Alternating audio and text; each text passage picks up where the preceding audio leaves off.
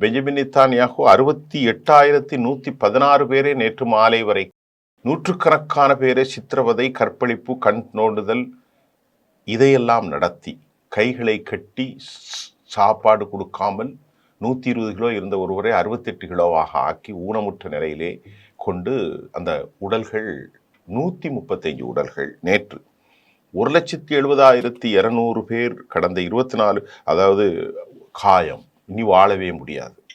இதெல்லாம் பயங்கரவாதம் இல்லை. இது என்ன வாதம் சார்? நம்முடைய இந்த கமாண்டர்ஸ்ல அந்த அளவுக்கு மதவாதம், அந்த அளவுக்கு ஒரு வெறி இருக்கிறது. இந்த வெறி என்ன வெறியினால் இது ரொம்ப வருத்தம் என்னவென்றால் மதவெறி தான். முஸ்லிம்களுக்கு மீதான இந்த மதவெறியை அவர்கள் ஹமாஸுடைய பிரச்சனையிலே காட்டுகிறார்கள். அது காட்டக்கூடாது. அது ரொம்ப தவறு. அது ரொம்ப ஒரு மோசமான நிலைப்பாடு. இந்தியா போன்ற நாடுகளில் இஸ்லாமிய வெறுப்பு அதிகரிக்கிறது. இந்த வெறுப்பை அடிப்படைத்துவ மதக்குழுக்களை தாண்டி பலரும் சொல்லிக் கொண்டிருக்கிறார்கள். இது மனிதர்கள் என்று தான் பார்க்க வேண்டும், யூதர்கள் என்று பார்க்க வேண்டிய தேவையில்லை.